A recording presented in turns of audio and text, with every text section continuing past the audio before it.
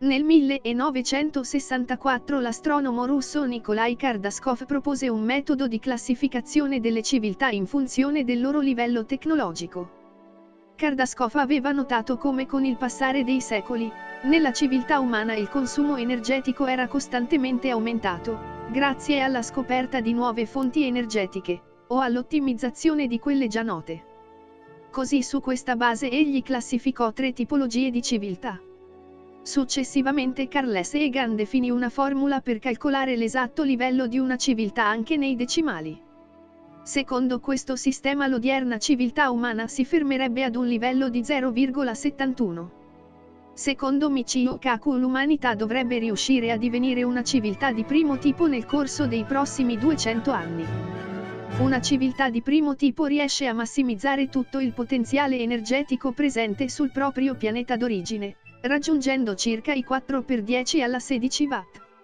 I combustibili fossili, come il carbone e il petrolio, potrebbero rivelarsi inadeguati per raggiungere questo livello, ma soprattutto non sarebbero in grado di garantire continuità, poiché destinati ad esaurirsi in pochi anni.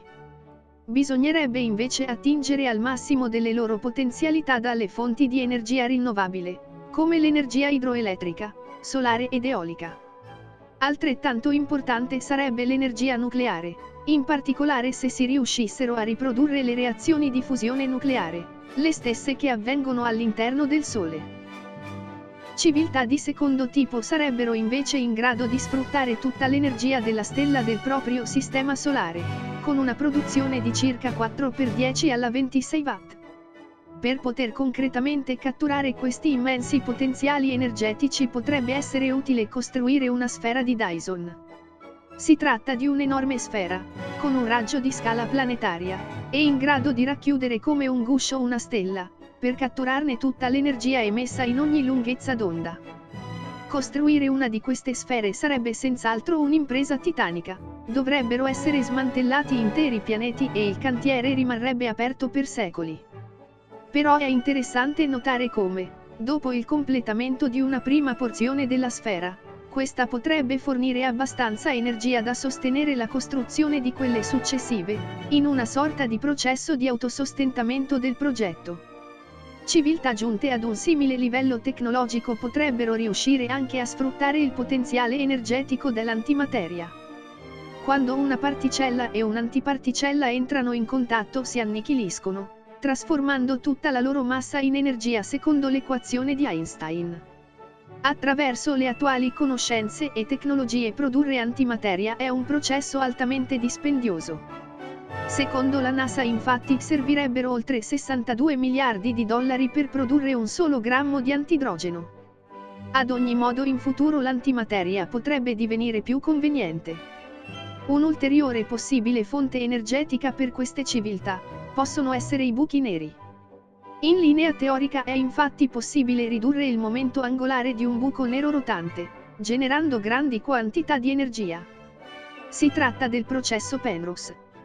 Potrebbero servire altri 3000 anni alla razza umana, per poter raggiungere questo stadio. Ma si tenga presente che a questi livelli è possibile che queste civiltà abbiano abbandonato la vita biologica, con la fusione tra uomini e macchine o il prevaricare di quest'ultime. Esempio di civiltà del secondo tipo tratto dalla fantascienza è quello della Federazione dei Pianeti Uniti di Star Trek. Passando alle civiltà di terzo tipo, queste sono in grado di utilizzare tutta l'energia della propria galassia, oltre 4x10 alla 36 watt. Questo genere di civiltà potrebbe applicare tutte le precedenti tecniche in larga scala a tutte le stelle della propria galassia.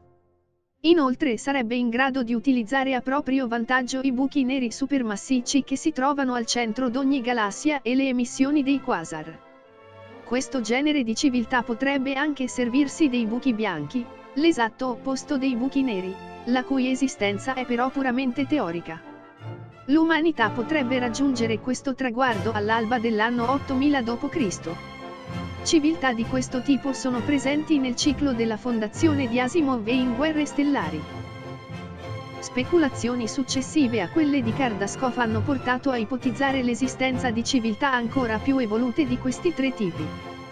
Si tratta di culture in grado di utilizzare a piacimento l'energia dell'intero universo, fino al punto di poterne modificare le leggi fisiche, e creare nuovi universi paralleli. Si tratta di forme di civiltà così avanzate da poter essere considerate divine nel senso stretto del termine.